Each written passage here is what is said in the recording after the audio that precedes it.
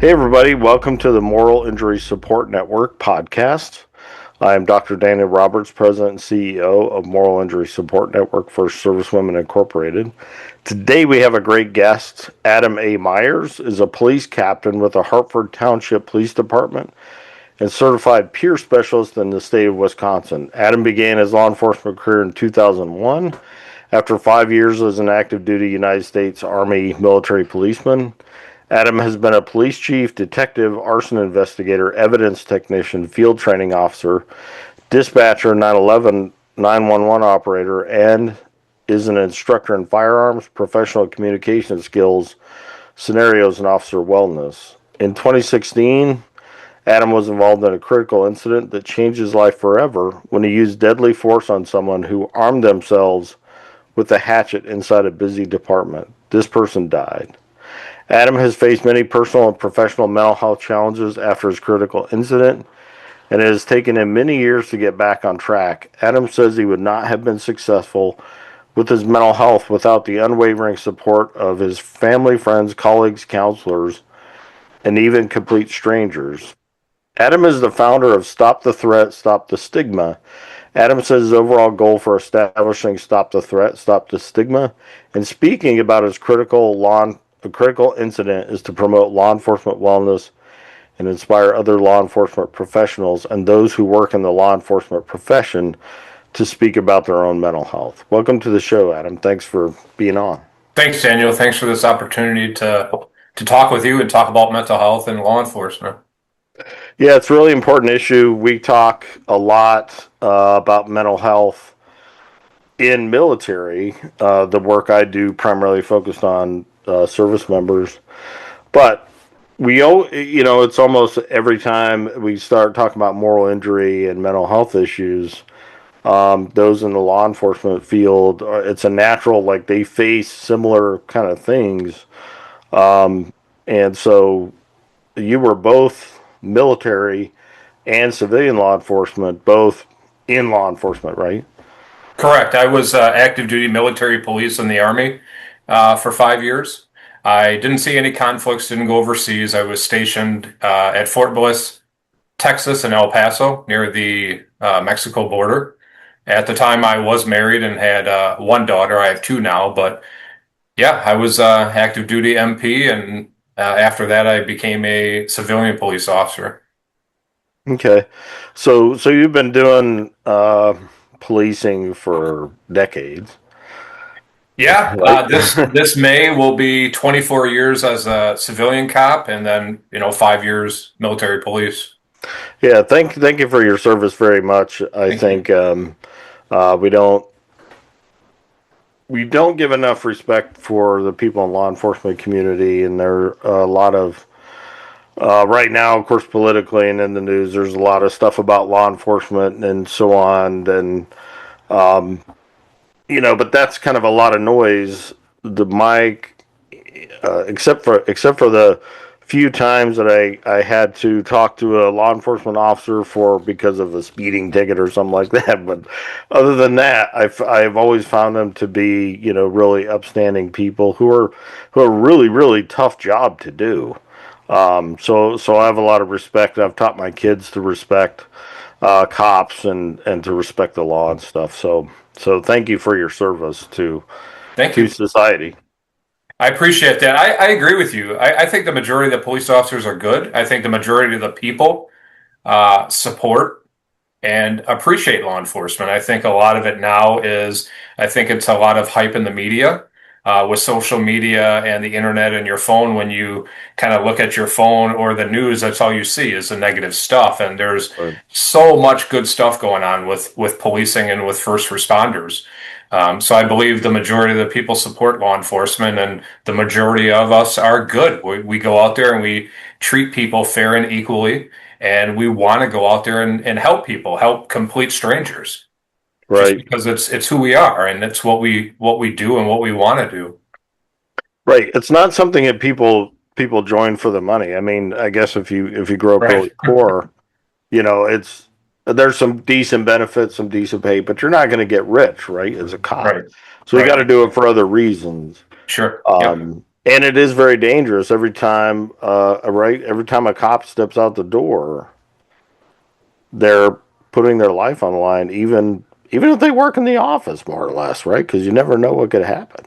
Yeah, I mean, things happen everywhere nowadays. It doesn't matter if you're a one or two officer department or if you work for the LAPD or the NYPD in a big metropolis. I mean, you could be a desk sergeant or even a clerk inside a police department. People still come to the police department for help. People come um, with good news, with bad news during a crisis. So you just never know. It can happen anywhere.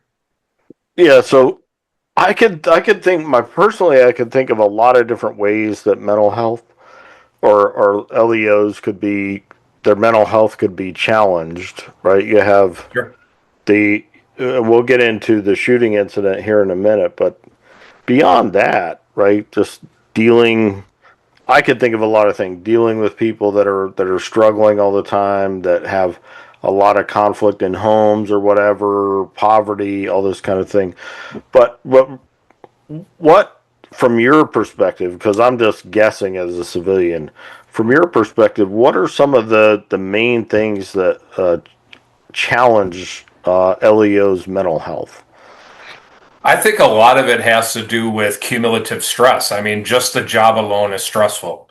And like you said earlier, when you walk out the door, you never know what you're going to be walking into, and you don't know if you're going to be walking through that door at the end of your shift. We do wear a vest. I'm wearing a exterior vest carrier right here, and you see this patch here. And I talk about cumulative stress. I mean, I have a patch right here that says cumulative stress. You can have go from writing a parking ticket, which is pretty not very stressful, to a car crash, to a Right. fatal crash, to a domestic. Then you have some downtime and you're writing reports, and you kind of have even more downtime and you're going and having a lunch or a break. And then all of a sudden you're in a vehicle pursuit going over 100 miles an hour. I mean, your body and your mind is just going up and down like a roller coaster. And um, you know, policing, they train us pretty well, at least in Wisconsin they do, but they don't always treat us or they don't always train us how to deal with that stress because everybody responds differently to stress. So there's not one answer for all of that. So I think just the nature of the job and the different kind of calls and things that a police officer is involved in just alone during their shift is challenging. Like right now in Wisconsin, it's I think about maybe 10, 15 degrees, and you could be having a very slow day for the first 7 hours of maybe your 8 hour shift or the first 10 hours of your 12-hour shift. And then you get that call and you're going 100 miles an hour. So, I mean, I think just that type of stress and just the nature of the beast is what can, keep stacking up like the cumulative stress, call after call after call and the different things that we see and deal with. Yeah, I think that's a good point because we did a study, a colleague and I, and some others, a team of us, did a study where we interviewed military spouses of service members with PTSD. And one of the really things that we didn't really expect this to find, and it was about moral injury in their experiences, is that people tend to think of moral injury as the result of a single trauma, like some single traumatic event that Mhm. violates your deeply held moral beliefs, and then you struggle with PTSD and other things after that. But what we found that for a lot of people, it was cumulative stress. For a lot of these spouses, it was, and this is far too common of a scenario. Spouse, service member deploys for a year or whatever.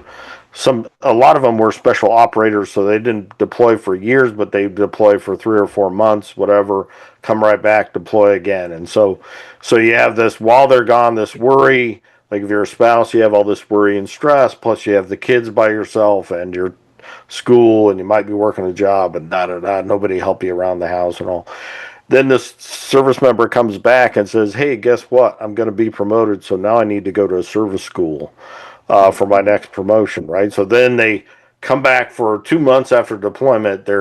the whole family is moving to, Fort whatever, to do 6 months of a service school. As soon as that's over, then it's now I'm a commander, so I'm going to take my first command. So then it becomes, it's just one thing after another, and there's never any like just settling in for a few years. We're going to be here. I've got this settled job. It was just, and then it's just it all piles on to the point where then and some of the service members came back with PTSD, not because of a single incident, but because incident after incident after incident of a long deployment where there was no like way to release and step back and so on. So I think that's really true.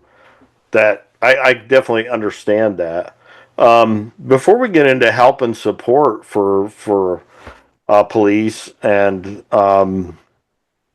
how you can help with that. Let's go to the 2016 incident. You mentioned that this was a life changer for you. Tell us a little bit about that situation. Well, my critical incident occurred on Friday, April 8th, 2016, 5:15 p.m. It was a Friday. It was very busy. It was at our Walmart store. And I was, my shift started off like pretty much nothing going on. I remember assisting a couple motorists on the highway, and then I went back to the police department and I started working on a retail theft report. And I was dispatched to our Walmart, and it wasn't initially a very emergent call. There were two chaperones that were at Walmart with a woman. Her name was Melissa. She happened to be a mental health patient at a state-run mental health facility that was next to our community. And it's my understanding she was out on a good behavior pass, and they had went to a restaurant and then they went over to Walmart. And when it was time to leave and go back to the facility, she refused to do that. So one of the chaperones called 911. It was initially a 911 hang-up call, but then our dispatch was able to make contact with them and keep them on the line and kind of figure out what was going on. And when they dispatched me, I just responded, non-emergent. It was somebody refusing to leave the store. We respond to calls like that all the time at restaurants, retail stores, people's, homes, businesses. So I grabbed my laptop, I walked out the back of the police department, I jumped in my squad car and I started driving to Walmart. And that was about, I would say, probably about a mile and a half away from the police department. But as I was responding, the call became more and more emergent. Dispatch advised me that Melissa was in the sporting goods section and that she was attempting to remove a knife from the packaging. And later on, we found out that that was a hatchet. It wasn't a knife. Not that a knife would have been any less threatening, Right. but that's what it was. So that's when I activated my emergency lights and sirens and started traveling at a higher rate of speed. Now, most Walmarts are set up the same. They have two entrances, a general merchandise entrance and a grocery entrance. And then around the corner, there's usually an auto center where you can get some tires, you Right. can get an oil change, stuff like that. Well, I knew she was at the back of the store by sporting goods. So I figured, if I respond through the auto center, hopefully I can keep her contained back there so she doesn't walk up to the front of the store. But as I was responding, she was walking up towards the front of the store and she was threatening customers. So what I did is I pulled into the parking lot. Nobody would get out of the way. Like I said, it was Friday. Everybody's kind of looking, hey, what's that police car doing? And I'm thinking, will you frickin' move? There's like Yeah. there's really an emergency in there, and everybody's just Yeah. watching my squad car come in. But what I did was I parked in front of the general merchandise entrance because I knew where she was in the store, and they said she was kind of walking towards the paint department and stuff like that. So I kind of had a visual of the store and where she was probably walking towards. So I parked in front of that general merchandise entrance. I turned my sirens off, but I left my red and blue lights going because I was hoping that if anybody was going to use that entrance, they would see my squad car there and think, yeah, maybe I shouldn't go through those doors. Yeah, I would definitely have been like, nope. Yeah, yeah. Believe it or not, people still came and gone through that door. But so I exited my squad car and I drew my weapon right away because I had no idea where she was. I knew she was walking towards the front of the store. She could have met me right inside the doorway. She didn't.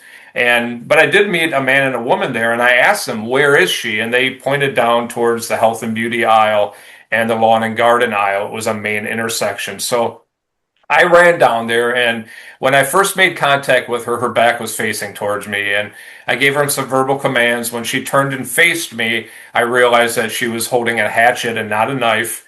I gave her multiple verbal commands to stop, to drop the hatchet. She wouldn't listen. She continued to advance towards me, and then I decided to shoot her twice. Um, I know when I pulled the trigger that I changed lives. Not only did I take Melissa's life because she did die hours later after surgery, but the people who witnessed it, the people who heard the shots, people who weren't there, my family, my friends, Melissa's 6-year-old daughter at the time, her family and friends. It was a tragic day, and but I remember the first thing I did was I got on the radio and I advised dispatch that shots were fired and to send an ambulance. And then I looked at some of the customers that were there and I said, please check yourself. Please check each other. I wanted to make sure that my rounds only hit her and nobody Mm, else. And then there was a Walmart employee there and I said, please get on the intercom and ask if there's a doctor or a nurse in the building so they can come and help until the ambulance showed up. And yeah. there just happened to be a nurse in the light bulb aisle, and she said I was yelling so loud to drop the hatchet that she dropped the box of light bulbs she had in her hand. She realized that I wasn't yelling at her, and she was the only one in the aisle. So that's how loud my verbal commands were. But it was surreal. I lived in that community. I shopped at that Walmart so many times, investigated retail thefts there. I just never thought that day that this would ever Yeah. happen. And I know I did the right thing. There's no question. I've never second guessed myself, but it doesn't make it easier. When Right. you get into policing, it's possible that you may have to use deadly force on somebody. You probably won't have to, but it is a possibility. And then now this is my reality. So it just seemed really, really surreal, once everything started unfolding and things I had to do after my shooting. Yeah. You answered one of my questions. You said you wouldn't do anything different. So you followed policy, you followed procedure. Yeah. Um, is do you think was this a what do they call death by? Do you think she was trying to get shot, or was she like I've heard of like Like suicide by suicide by cop kind cop. of kind of. Do you think it was that I kind of thing, or I think that's a strong possibility, and the only reason why I say that is because, when an officer is involved in a shooting, they begin an investigation. They look into the officer, the training the officer had, why they used certain levels of force at the time, and they also look into that person. And they did look into Melissa, and they found in her diary that she wrote that she wanted to get in a shootout with the police, and that she would probably get shot and die, and that her family would be upset because she was mm, dead. And um, so did she truly want to do that? I'm not 100% sure, but her diary does indicate that. yeah, yeah, So right, it's very well a possibility. And, I still remember standing there. I'm in full uniform and my gun's in the ready position. And I'm giving her verbal orders to stop, to drop the hatchet. And she just kept walking towards me. And I'm thinking, stop. Why yeah, aren't you listening to me? yeah, And I just can't believe it. And she just kept coming at me and kept coming at me, and then finally I was just like, "This is it. I have no other choice." yeah. Um, and I decided to shoot. It's easy. It could be easy for civilians to second guess that incident. Um, and so, did any of that happen? Did anybody question? I mean, I'm sure there's like after the shooting, probably some kind of investigation, but any questioning of what you did and how you did it? Did any of that? Uh, Not that I'm aware of. I do know that some people made social media comments Yeah, about I should have done this and I should have done that, right. and why didn't you use a taser, or why didn't you use pepper spray or your baton? And I even received hate mail and it said that. Yeah. And as a matter of fact, I have a piece of the hate mail right here, and If you don't mind, can I read it real quick? Yeah, sure, absolutely, Okay. absolutely. So this was sent to me um, in an envelope with no return address, with no signature. We have no Mm, idea where it came from, who it was yeah. from, but it said, "Hey to the murderer cop. What the hell is your big, strong armed, trained macho man bastard serving the community policeman doing, shooting, and murdering a 25-year-old young lady in a Walmart? Throw some socks at her, or a chair, or a few pillows, or a bicycle, or some spray, or a taser. You son of a bitch, murderous cop. I hope a drunk driver shoots you." So, Hmm. I mean, there were a lot of people that kind of, hate mail I received. There were a lot of people that put their kind of 2 cents in on social media. You should have done this. You didn't need to do that. Um, but I know I did the right thing. At the time, I had been a police officer for 15 years. I was a firearms instructor. At the time, I had never used deadly force on anybody. I had never even pepper sprayed or used my baton on anybody. So I always prided myself with being able to talk people down and not using force. Um, but this time, this was a totally different Yeah. incident. There were so many people around in the store, from young children to the elderly. Um, the cameras showed all that, and I made the decision. It wasn't an easy decision, but I know I did the right. I know I did the right thing. Yeah, I'm of the firm believer that God decides who lives and who dies.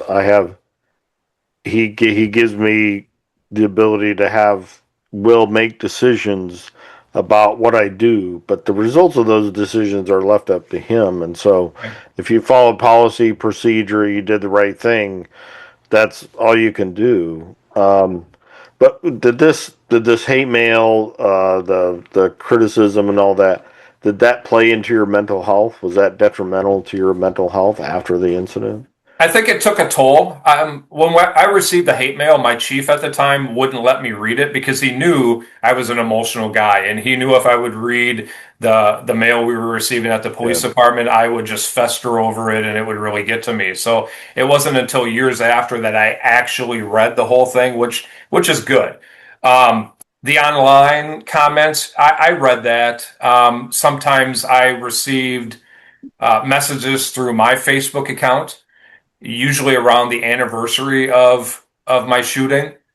People would make up fake social media accounts and send me Yeah. messages, and then I Yeah. would look into that and realize that the account was recently created, and then they just Mhm. sent me something to, I guess, to remind me Yeah. what I did. Not that I would ever forget, um, Yeah. Right. but Right. it did one way or another. It did start taking a toll on my mental health. Yeah.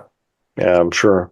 So after the incident, immediately after the incident, what were the immediate? Let's walk us through. I'm sure, like you do the shooting. There's probably a lot of adrenaline and things, right? Yeah. When did the mental health issues, if you will, there might be a different way to say it. When did they settle on you? How did, like, immediately after the shooting? How did your mental health progress or change? What went through your mind? That kind of thing. Yeah, it progressively got worse. I mean, I was on administrative leave for 30 days, which is common while an investigation is being conducted. And a lot of people don't know this, but when you're a police officer and you shoot and kill somebody, you're a suspect until you're cleared of that shooting. And so before my shooting, I collected wine. And after my shooting, I started drinking more of that wine. And then once I drank through all the bottles of wine I had, I went to liquor, because it got me where I wanted to go quicker. I didn't have to drink as much, and Yeah. um, but my mental health started struggling. I do have another patch, and Like, some of the poor coping was alcohol, casual sex, and drugs, and it was, when I talk about abusing alcohol, it wasn't just a 12 pack of beer. Um, What I would do is I have a simulated wine glass here. I'd pour a glass of wine, and then I would put in my, make my own cocktails. I'd put some sleeping medicine or some allergy medicine in there. And there was even one time that I reached into the medicine cabinet and took my daughter's prescription medicine, poured it in the wine glass. It had codeine in it because she had a pretty mm, bad cough and cold, and made me feel all warm and fuzzy, and then I would sleep the day away. Another thing that I would do is with alcohol. This is a 750 milliliter of vodka. I would easily drink this in 30 minutes or less. I wouldn't, make a drink out of it. I would just drink it straight or on the rocks. And wherever I would go, I would drink alcohol. A social event like even grocery shopping or going to visit friends or anything like that, what I would do is I would stop by the local gas station and I'd pick up two or three of these cinnamon fireball whiskeys. These were pretty much my best friend, my Yeah. alcohol of choice. And I would drink two or three of those and right in the car, right in the parking lot of the gas station. And I would toss the empty containers in the back seat or I would throw them out the window while I was driving to my destination. And I would always tell myself, I would rationalize that within 30 minutes the alcohol would kick in, and then by then I would be where I needed to be. Another poor coping was casual sex. I would meet women online strictly for that, and I didn't like myself. I remember one time after I had sex, I was with a woman, and I'm thinking, you have to stop this, Adam, because this isn't working for you. It was causing me more stress, more depression, more anxiety than anything, and I started not liking myself.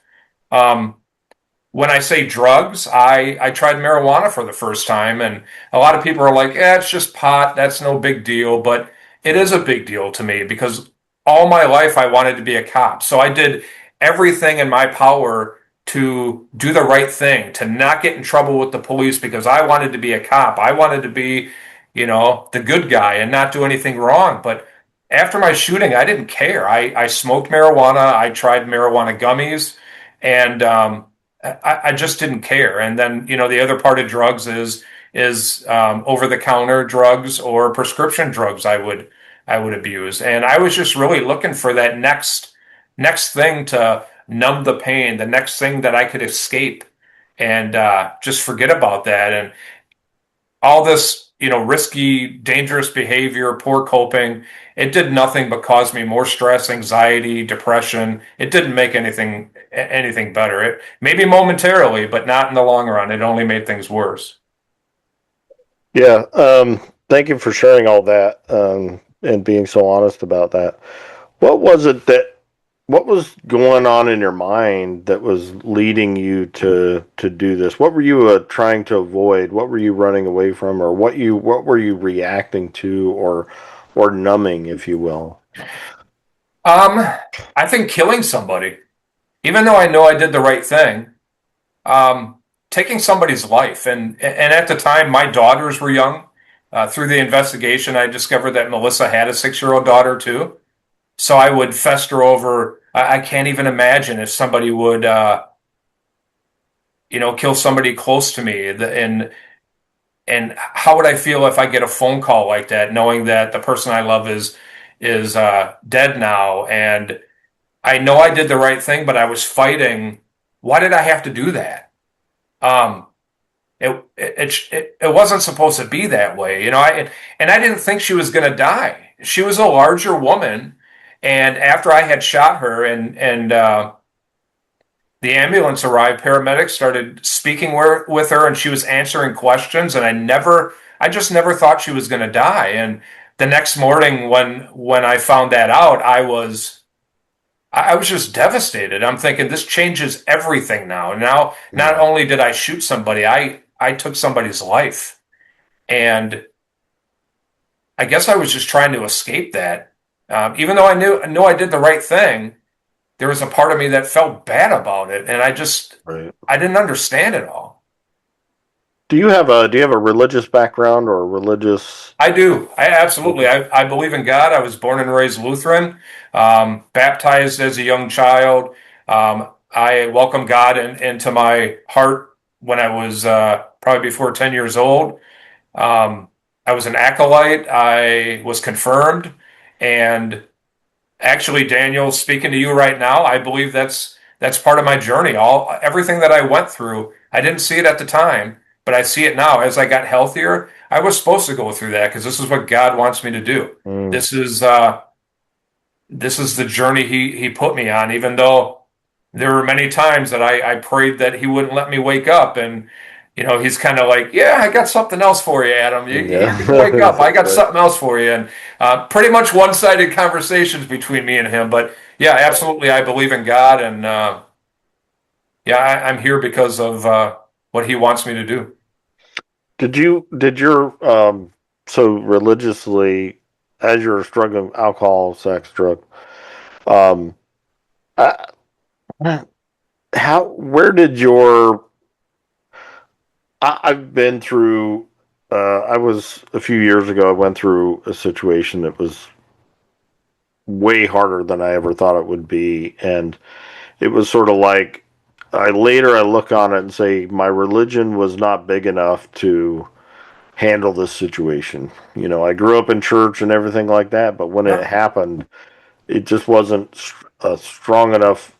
Eventually, as actually um, a chaplain that I worked with, that his teaching and stuff helped me a lot.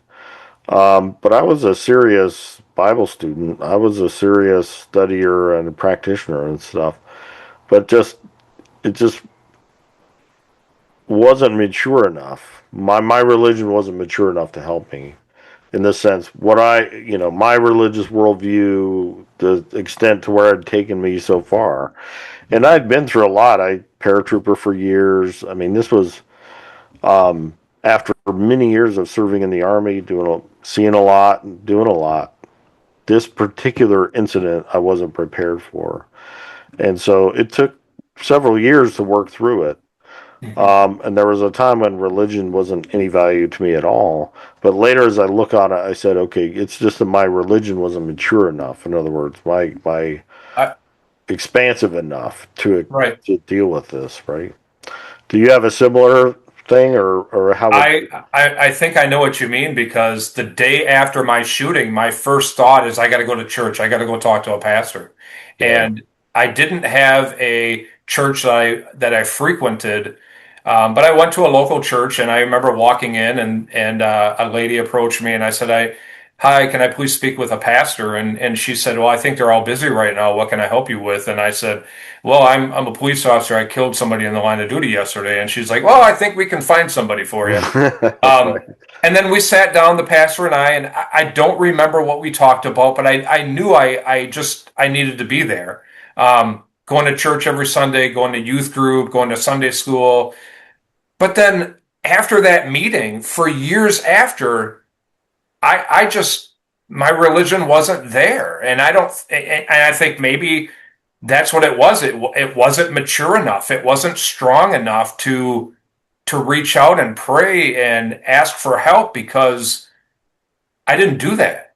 Um, and I just realized that recently that I'm like, wow, the day after my shooting, I went to a church, spoke with a pastor because I knew that's what I needed to do. But then for years after my shooting, I just forgot about God, forgot about church, forget Mm, it. Would only pray when I wanted something. Please don't yeah. let me wake up. Um, but as I got healthier, I look back and I realized that I'm like, wow, the day after I went to a church, talked to a pastor, but then after that, I pretty much said, forget it. And Yeah.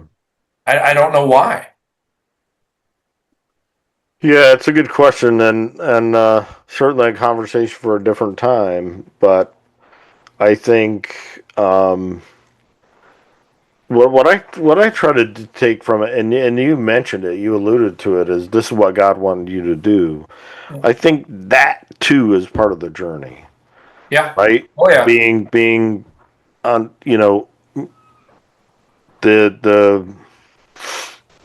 the wilderness period, or the period where you didn't have a relationship with God, you weren't praying and doing those things, um, is also part of the journey you needed to take, Right. so Yep. that now it's a strong part of your life and what you do and how you whatever. But it is for me certainly. But these periods of where the old saying like I moved and God didn't and that kind of thing, but these periods where we just really feel disconnected from God or sever our connection from God. Later, we're able to look back at that and go, for me, I can go, I know why I did. I was missing this element. Like I was Mhm. expecting God to be something that he wasn't, or to do something for me but I can look back now and say at the time I just thought, well, F God, because he's not doing anything for me. But as I look Right, back and I go, yeah, because I was on this crazy path that I didn't need to be on, right? So right, he was helping me by not making it comfortable for me to keep doing that or whatever, right? So right, so now you can look back, and not to put words in your mouth, but you can look back and say, I tried alcohol, I tried casual sex, I tried drugs. None of that helped me. Now I have God, and I have my nonprofit or my other work, whatever. And people can respond to that and go, oh, I was thinking about trying the alcohol thing or whatever. right. And that and So that's why I'm so detailed about my poor coping is because I don't sugarcoat it. It's like this is what I did. I know I'm not the only one, and I want to put it out there so others who are struggling or know somebody who is can be like, hey, I'm not alone. yeah, It didn't work yeah, for him, and he did do it, and Adam did right, get through it, and maybe I should try something else. So yeah. yeah. So what is the stigma? I think there's a strong stigma with law enforcement and first responders.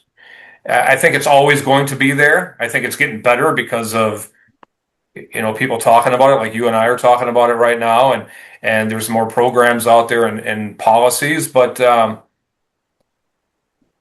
I was in the Army, they told me, suck it up and drive on. Whenever there was an issue, suck it up and drive on. And then when I became a police officer, I love being a cop, and I just kept driving on. And that stigma, I think, gets in the way of first responders asking for help. We're always there for everybody else, but we don't put ourselves first. And it's important for us to do that. And if you want to continue to do that and have a long career and a successful career and just have a long, healthy, successful life, you need to fight past that stigma and ask for help if you need it or support other people. And as a first responder and a lot of the first responders I speak with, they're going to try to take care of things themselves.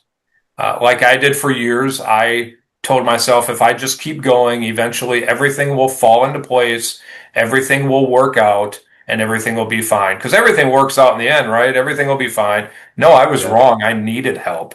And until I put myself first, I wasn't getting that kind of help. But first responders, mainly cops who I speak with, they're not going to reach out if they think they're going to lose their job, they're going to lose their right, home, they're going to lose their marriage. Everything right. that they trained for and worked hard for is going to be gone like that if they ask for help.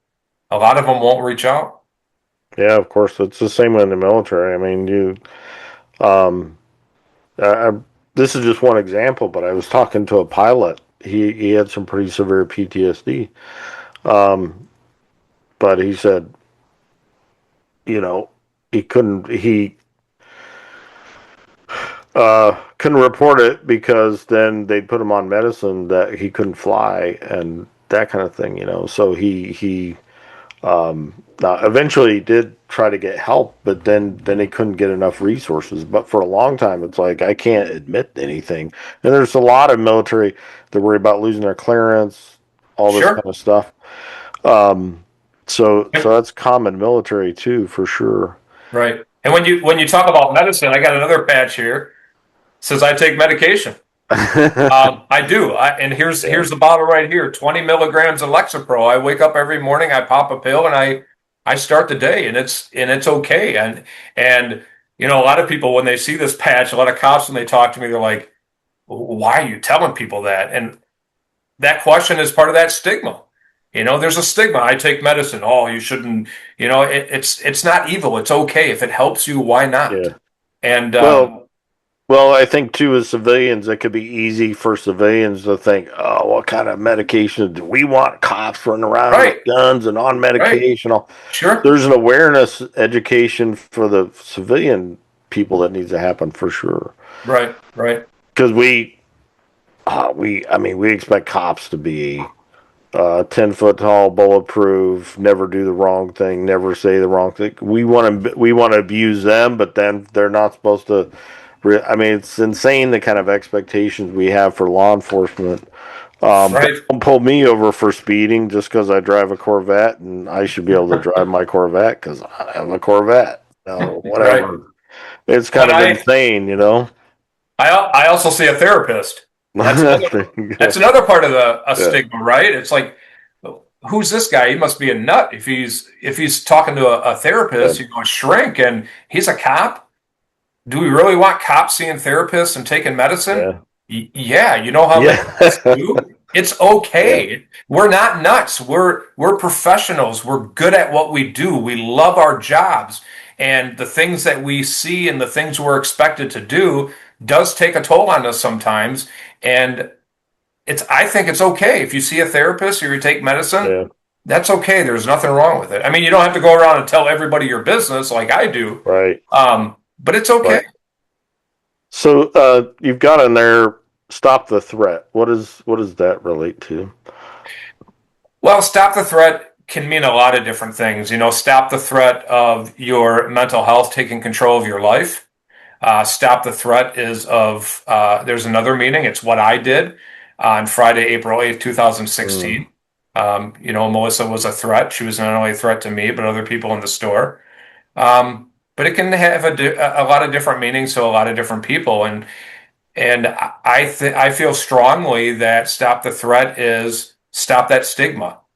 Stop the threat of your mental health taking over your life and not having a healthy life and not being happy and not enjoying life because you just accept the fact that I'm depressed, I'm anxious, I'm overwhelmed all the time. That's just how it's supposed to be.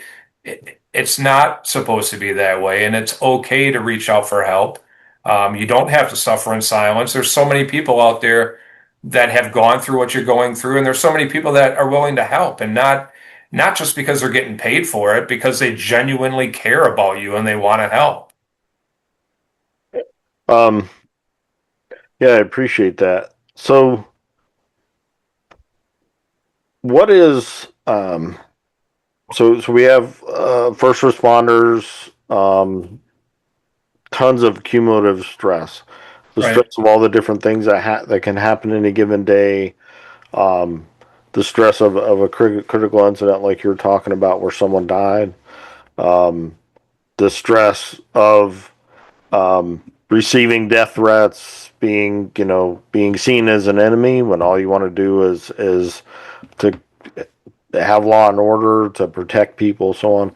We have all these things that, in my mind, law enforcement officers and first responders are just as much heroes as military, maybe even more so because they do it every single day. But military come back from deployment. It's the thing. It's the thing right now to treat military like they're heroes. Not a lot of military don't really want to be treated that way. But with law enforcement, we tend to take them for granted. We tend to be very hypercritical. We don't see them as the heroes they are. So what can be done? What is your group doing, or what are other groups doing? What can be done to help first responders with their mental health? To maybe educate civilians, educate people about mental health and people in your profession. I think one of the most important things is to have a rapport with your community, to openly talk about it, to have debriefings, to normalize mental health, to let people know that it's okay. You know, one of the programs that I do at the police department now is something that we call Mental Health Mondays. The first Monday of every month, I share somebody's mental health journey with the public, and it gets published on our police department's Facebook page. It also gets published in the local newspaper and online. And you know, you have that network of people. You have that community that we're not just the cops. We're not just showing up when bad stuff happens. I mean, a lot of it is, but we need to normalize mental health. We need to work together to let people know that it's okay. And, you know, different programs are being offered.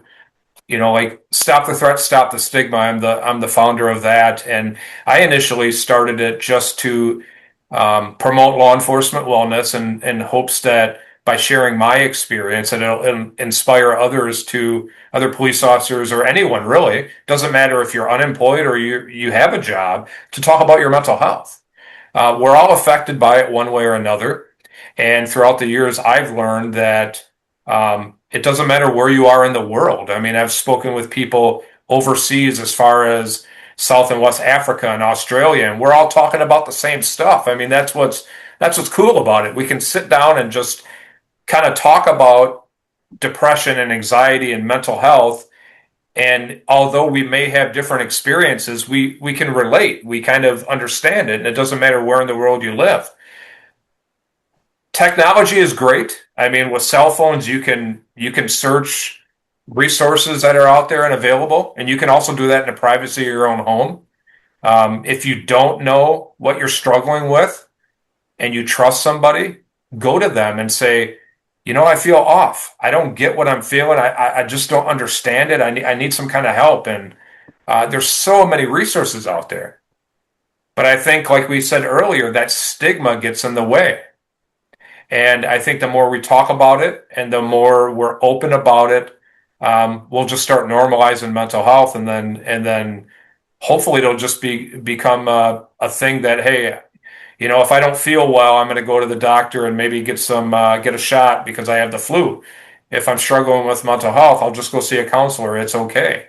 I think a lot of people struggle with that now because they're Yeah. they're not sure, and because of that stigma. Are law enforcement officers in your area, um, your your city, state, etc., adequately insured? Do they get good enough insurance, or are there good enough resources that they can go to in terms of getting that mental health support, or do they kind of have to go outside of that? I think so. A lot of police departments have their own certified peer specialists. I'm a certified peer specialist in the state of Wisconsin. They also have employee assistance programs. Some police departments in the area even have their own social workers or counselors that work right in the police department with them. But, with that stigma, there is still many police officers, when they seek help, they pay out of pocket or they pay cash because they don't want that document, that their name on there, that might, I guess they perceive it as, biting them in the butt later, because it's like, hey, here's proof you went and saw a psychologist. What's wrong with you? And Yeah, they still try to hide the fact. Yeah. yeah. I think it's um, in. There's a soldier who used to work for me. Um, I won't say where, but she she struggled with some mental health challenges due to some things that happened to her and what was happening with her current husband, kind of some domestic issues. And so a friend of her said, um, go see the mental health counselors, and that turned out to so she did, and they kept her over the weekend, which really really upset her because she was away from her kids and all that. And then um, a couple years later, she went up to renew her security clearance. She had left the military, medically retired mostly because of some physical things, um, and they wouldn't renew her clearance because she had sought mental health, and so that was really really angered me that Yep. here you're she this person was right in her mind. She shouldn't have sought mental health. She shouldn't have sought mental health. Now, I worked with her very closely through her challenges, so I helped her a lot, helped her get, and we kind of kept it off the books in the sense. I mean, people knew in the office because she wasn't there come Monday, and so Sure. in the Army it gets reported, of course, to the Mhm. command, so they knew. But after that point, we kept it very privately, her and I, what she was going through, and I became her counselor in a sense, that peer support, if you will. But that's the kind of thing that people can point to and see, that's why you can't go get help, because so and so lost her clearance and lost her job because of it, because she had a, and I don't know if she was able to retain her job, because I wrote a letter for her basically that said, yes, she sought mental health, good on her. But she was able, even while she was getting counseling and stuff, she was able to fully do her job. She did a great job. She is no security risk whatsoever, and it's insane, basically, to even consider dropping her clearance because she got help. But the point of that is that system wise or institutional wise, with the military, there's a major problem. Because Oh, it's like the narrative is get help, but the right, reality is if you do and it's on the books, you're going to be screwed. right. I got one more patch. There you go. What happened to me was on December 28th, 2021, I went to an active shooter training. And while I was attending this training, I was seated comfortably like I am now. We're watching PowerPoints about different active shooters in the United States and overseas. And I started having a panic attack. I had a knot in my stomach. I started feeling really hot. About a minute passed. I reached up to my forehead and it was drenched in water. I was sweating. I was having a panic attack. And my first thought was I have to fight this and I have to hide it. And there was probably about 20 or 30 other cops there. They all knew me. They all knew I was involved in a shooting. And if I would have just said, "Hey, I can't do the training," it probably would have been okay. They Right. understood, but my first thought was I got to fight it and I got to hide it. So what I did is I fought it, I hit it, I went through the training and completed it, went on a couple days off. Now I was a detective at the time. A year after my shooting, I was promoted to the first detective of the police department. But New Year's Eve 2021, I was working a patrol shift. I was in uniform in a marked squad car, started my shift at 11 a.m., the same time I started my shift the day of my shooting. And when I sat in my squad car, I thought, you know what? Forget it. I'm done. I quit. I ain't doing this no more. And I don't think I wanted to quit being a cop. I think I wanted to quit coping and dealing with my mental health poorly the way I had been for years. So I reached out to a sergeant. I said, I need you to come with me to the chief. I'm quitting. I'm not doing this anymore. I'm done. And he came over and he's like, no, no, you're not going to quit. Let's go talk to the chief. Um, and I went and talked to the chief, and he's like, no, take some time off and let me know when you're ready to come back. So it was probably about 2 weeks, and I was ready to come back. I was like, yeah, no, I'm not going to quit. And called him up, said I'm ready to come back. And he said, that's great, but the only way you can come back is you have to have a fitness for duty test, a psychological evaluation. And I was all for it because I had started speaking about my mental health 3 years after Mhm. my shooting. And I'm like, okay, let's go take this evaluation. I'm fine, because I had already previously been back on the job and I'm fine. So I scheduled it. And while I was driving to the clinic that day, I thought to myself, I'm going to lie. I'm going to beat the test. I'm going to lie. I don't need to, I'm Yeah. fine. I don't need to do Right. this. But then when I got in the waiting room at the clinic, I'm thinking, Adam, the only way you're going to get better is you have to be honest. You can't lie. And it was a 7 hour different test for about 7 hours. And I was honest. And after that, I actually have a copy of it right here. My assessment, I was unfit for duty, diagnosed with major depressive disorder, PTSD with acute stress, with dissociative features, and I couldn't go back to work. And I remember reading this for the first time, um, and I started crying because inside this fitness for duty evaluation were answers to my behavior and everything that I had gone through throughout the years. And I also saw this as what I needed to get better. So I started Mm. going to therapy 2, 3 times a week. I did psychotherapy, biofeedback, EMDR, all kinds of different stuff. I was Yeah. feeling better. I was doing better.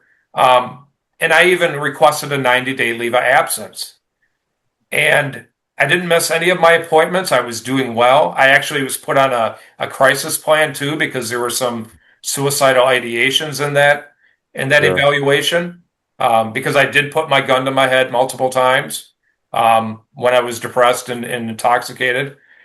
Um, but I was doing better. And then the 90-day leave of absence expired. I was called into my chief's office and I was told we're not extending your leave of absence. You can either resign or you're going to be terminated. And I couldn't believe it because I had been there for 14 years. I had never been disciplined, suspended. I was just at a loss. I felt abandoned, and I thought it over, and I chose not to quit, and I was terminated. So I remember walking out of the police department for the last time, thinking, what am I going to do? This is my lifelong dream of being a cop, and now because I did my job and I finally decided to get the right kind of help, now I'm terminated. So Hmm. there was a lot of times I looked back and I thought, you know what, if I could go back, I never would have. I would have just kept going. I would have kept trying. I would have kept trying to push through. Um, but it really did end up being a blessing in disguise because like we talked about earlier, um, I finally put myself first and got the right kind of help and the health and got healthier. And but yeah, I believe I was ultimately terminated for my mental health, and it really hurts. I was completely ghosted by people I worked with. Um, no texts, no calls, no emails. It's been almost 4 years since then. And the people that I loved working with, that I went to calls, life and death calls, dangerous calls with, once I went on that leave of absence, it was kind of like no communication anymore, like I Yeah. didn't exist. And it hurts because they knew me and they knew my family. They helped me move. They knew my daughters. And then all of a sudden I'm struggling and need help and nobody was there. Yeah, so that's a similar thing. Like at the institutional level of all these organizations, where we're talking military, law enforcement, EMT, fire, whatever it is, Yeah. Yeah. there's got to be a recognition of um, that you can have PT, you can do all that, you can get the help, you can get and still be on the force. Right. We just because I think um, I think of how many people we lose in the military every year who, well, if everybody that was really hurting said talked about it, this percentage we have of PTSD would dramatically increase. Like we would suddenly become aware that like half the force is walking around with this shit, Oh, sure. Absolutely. and Yeah. and we would realize all our support systems are inadequate, and we would realize that um, what we're doing to people isn't right, and we need. And I think that's maybe part of it. Like Right. there to me, there's a sense of institutional blindfolding, institutional like closing of the eyes, hoping it'll all go away, and so we Right. can terminate the ones that sort of remind us that we're all walking around with this stuff. It's just some are more or less functional than others, right? But Right. you probably, after all that help, after realizing what you are, and I mean, you could these institutions could create programs where you have to check in. Okay, we're going to retain you, but you have to check in regularly. You have to show that you're taking your medicine, doing your thing, whatever. If we want to do that to make sure there's accountability, we don't have people off the rails or whatever, fine. Right. But it's just easier just to say, well, let's not take any chances. Let's just terminate them. It's like half your cops are walking around with that shit. They just haven't told anybody. Or half your military are walking around with that, and they're making decisions, Yep. and they have this, ghost in their own machine, like Well, guiding crazy and you way. touched on it, like not talking about it. When I was on my leave of absence, I had one of the sergeants, second in command of the police department, come out to my house and gave me a written cease and desist order to immediately stop speaking about my personal mental health testimonies when it comes to my shooting.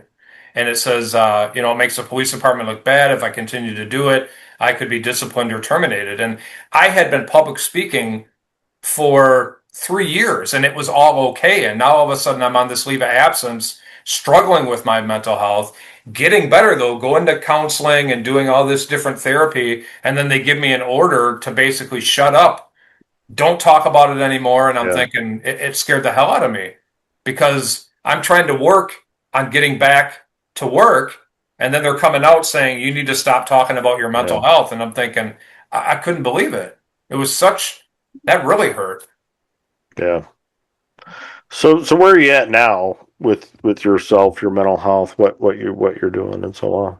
Well, I'm doing great. That day when I walked out of the police department, I never thought I'd be a cop again. I always thought that nobody's going to hire me. They're going to think this guy's a nut, once they hear my whole mental health journey, and didn't even know if I wanted to be a cop anymore. But I moved away. I moved about 3.5 hours away from that police department, still in Wisconsin, moved in with my sister.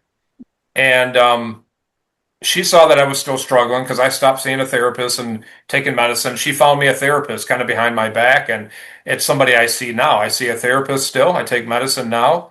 About a year after getting back into therapy, I was doing really well, and I thought to myself, I still want to be a cop. I have a lot of training and experience that most cops don't have, and I want to help others and share my experience. So I started applying at police departments, and there was a 2 week period that three police departments from three different counties offered me a job, and then I accepted the one where I work now. And my chief, Sean McGee, is great. We have a lake patrol and a therapy dog, and we're out on the Mhm. boat one day, and my chief's like, you know what, Adam, I know that you speak publicly about your mental health. I support you 100%. If you want to keep doing that, keep doing it. You can even wear your uniform if you want to. Um, Probably about 6 months after I got hired, I was promoted to captain, and I just speak publicly. I do my best to normalize mental health, and I'm doing really well. I don't cope poorly like I used to because I finally put myself first, which was Yeah. not easy, but it was important. And that's the biggest thing too, is if the person doesn't want to get help, you're not going to be able to help them. I mean, that's Right. the biggest thing. You can try, you can love them, you can try your best, but if they're not ready and they're not willing, it's not going to happen. But I finally was. I finally said enough was enough and started working on myself, and I'm doing better, a lot better than I ever been, which is great because now I look back at what I went through and I understand it more now that I'm healthy, and I do the best I can now to help others. Anybody who wants to hear my journey, I share it with them, and just try to let them know that they're not alone and they don't have to suffer in silence. Yeah, I appreciate that. So, Adam, we're going to wrap it up here. Okay, Got a great story. I really appreciate what you're doing. thank you. Do you have a website or address that if people, especially cops, they want to find out more, they want to talk to you, and they want to reach out to you, how do they do that? You can visit stopthethreat.org. Once you visit there, you can send me an email at adam@stopthethreat.org, or you can send me a text message. My phone number is on that website, my Mhm. actual phone number, not a business phone number. Yeah. So shoot me a text, give me a call. I'll do the best I can to return um, your messages as soon as I possibly can. And if you're looking for resources, I'll do my best to help you with that. Or if you just want to talk, if you just want to vent, if you want to share your experience with me, and just somebody, borrow my ear. I'm here for you. So reach out if you need somebody. Okay. We'll have that information on the show notes for this video and the audio. So, but I appreciate that. Adam, it's great meeting you. I hope we can do this again sometime. And again, I thank you for your service, all that you did as a law enforcement and is still doing as a law enforcement officer to protect the public. But now to work with other first responders, that's really huge. And I have tons of respect for you and for sharing your story, just being so honest with people. Thanks for being on the show. Thank you. I appreciate it.